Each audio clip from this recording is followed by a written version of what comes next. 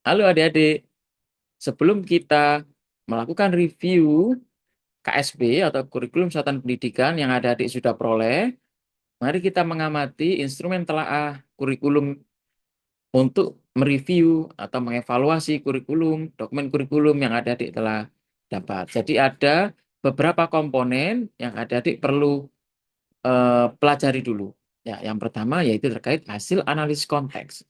Ada 4 indikator, adik-adik ya. Kemudian untuk visi misi dan tujuan ada 4 indikator juga seperti yang terlihat. Nah, kemudian yang komponen berikutnya terkait muatan kurikulum intrakurikuler juga ada 4 indikator, dan untuk komponen muatan kurikulum kurikuler ada 4 indikator. Kemudian muatan kurikulum ekstrakurikuler ada 4 indikator. Kemudian yang muatan kurikulum pembiasaan ada 4 indikator. Untuk komponen pengaturan beban belajar ada 5 indikator. Untuk komponen kalender pendidikan ada 5 indikator. Mari kita amati masing-masing secara singkat. Nanti dokumen ini sudah saya lampirkan di LMS sehingga bisa dipelajari lebih lanjut, adik-adik ya. Nah, ini akan saya berikan review sekilas, yaitu untuk hasil analisis konteks. Misalnya ada indikator terkait memuat hasil analisis konteks keberagaman peserta didik. Jadi, adik-adik harus memastikan dokumen tersebut harus berisikan eh, dokumen kurikulum, ada bagian di mana dokumen tersebut harus mendeskripsikan keberagaman peserta didik. Nah, kalau memang tidak ada, adik-adik perlu memberikan saran di bagian tindak lanjut. Nah, kemudian indikator berikutnya ada memuat hasil analisis konteks keberagaman satuan pendidikan. Jadi indikator pertama tadi peserta didik, yang ini keberagaman untuk satuan pendidikan. Ya, perlu diingat, kalau peserta didik fokus ke individu, kalau ke satuan pendidikan fokus ke satuan pendidikannya atau ke sekolahnya. Tuh. Kemudian begitu juga untuk visi misi. Nah, ini yang poin B ada visi misi dan tujuan. Jadi adik-adik harus memastikan bahwa dokumen tersebut terdapat rumusan visi, misi, dan tujuan yang sejalan dengan analisis konteks yang ada di bagian A. Nah, begitu juga dengan indikator-indikator berikutnya. Misalnya perumusan melibatkan seluruh warga sekolah.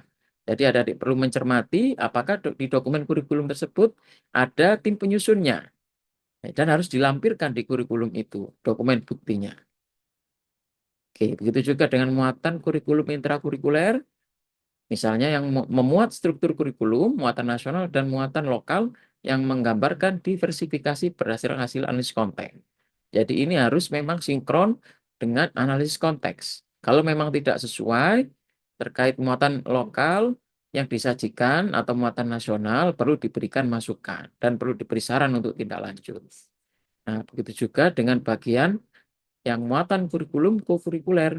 Adik perlu mengamati di lembar telah ini yang bagian-bagian yang diberi warna biru. Ya, itu bagian penting.